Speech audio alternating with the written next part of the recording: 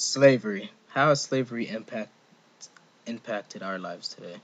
I think in a lot of ways that people don't notice, and it's really funny when you look at the details. Or when I think of them, I think they're pretty funny.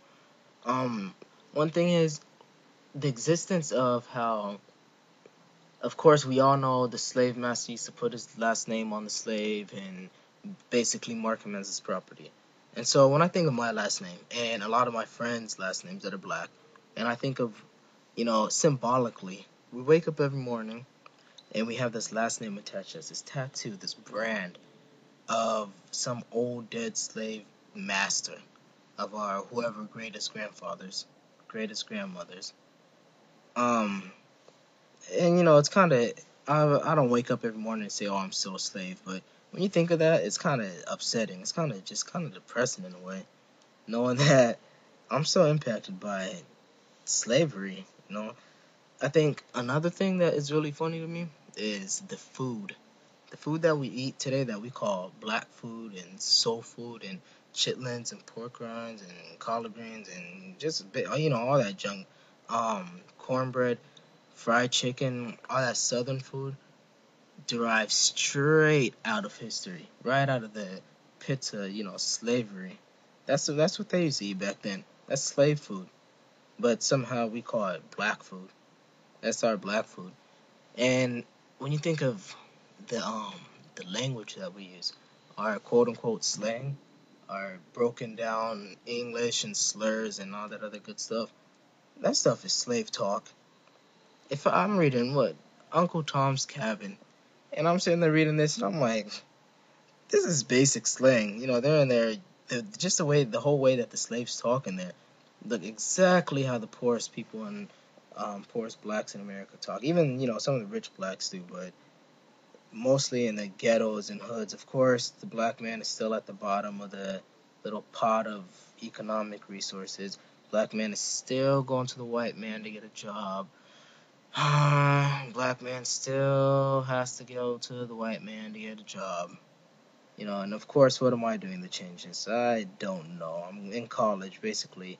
I'm in college to be a teacher. That's not much of a business class, I suppose. But I don't know. I think it's really interesting to me. I think another big issue is our religion.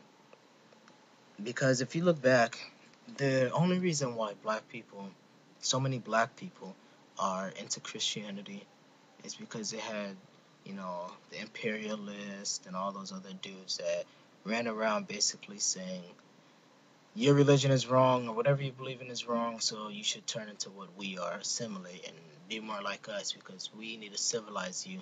You need to be civilized.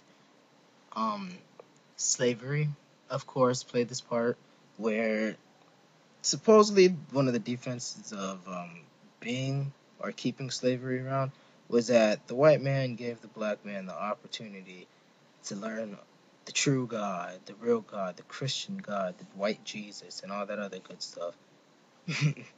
And what are we still doing today? Where are we at today? Still Christians, still believing in the white Jesus. We got the same Christian God, and it's funny to me. It's, of course, I think another issue that I see is the light skinned people still get the praise. Light skinned woman, light skinned man. Most notably the white skinned woman. If everyone knows about house Negroes and slave Negroes and all that other stuff, but the white people praise way, way more. I mean, white people and black people just in general want to be lighter skinned. Everybody wants to be there's this mixed color that everybody likes. And so all the black people envy that. And the white people look at that and they applaud it and go, oh, you're so beautiful. Come live in the house with us. And we're the rest of us darkies just sitting in the back of the bus still. And we still throw each other in the back of the bus. We still, applaud anything that's related to being light skinned. Like, for instance, I was at this girl's house. Okay, it was the same day I was over there getting my hair braided. Light skinned girl in the corner. She had a light skinned friend that was in the corner. She was talking, and they were talking about this other guy. And basically what she said was, they're like, ugh, you like that dude? He's all dark and ugly. And I turned around, I said, what do you mean dark and ugly? What does dark have to do with it? I said, I think you're being brainwashed. I think you need to check yourself, cause, and there's three darker skin complexion blacks and one light skinned girl, and I'm like, so you can obviously see that she has her nose a little held up in the sky, held up high in the sky, and thinks she's feels a little bit better than somebody who's darker than her. Or she obviously thinks that dark is ugly, and she's not the only one. And other dark black people think that dark black people are ugly. So I went around throwing bleaching cream and all that other stuff on her face. I think another thing is, of course, millions of people have spoken about this, but the hair. This whole logic about having the light skin hair, the curls, you know, and I think where I live at, it's hilarious because when if I wear my hair out, because my hair is about down to my shoulders, but if I wear my hair out, I can put it sort of in a ponytail and kind of afros out or whatever, or I can put it in an afro and kind of throw a headband up on it and push it back. And when white people see that, they are so amazed at what black hair is. They don't even, it's foreign to them.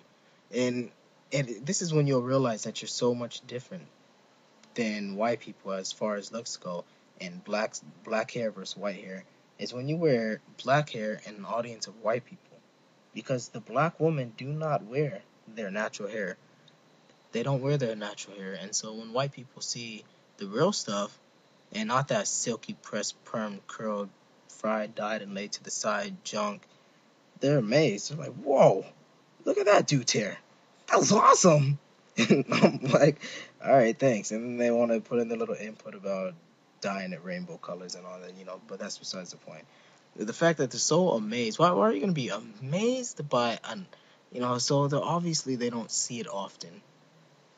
And so I think if more black women actually wore their natural hair, then they would obviously, white people wouldn't be so amazed or astonished and surprised by what it looks like, the texture, the feeling, the sight, all that other stuff.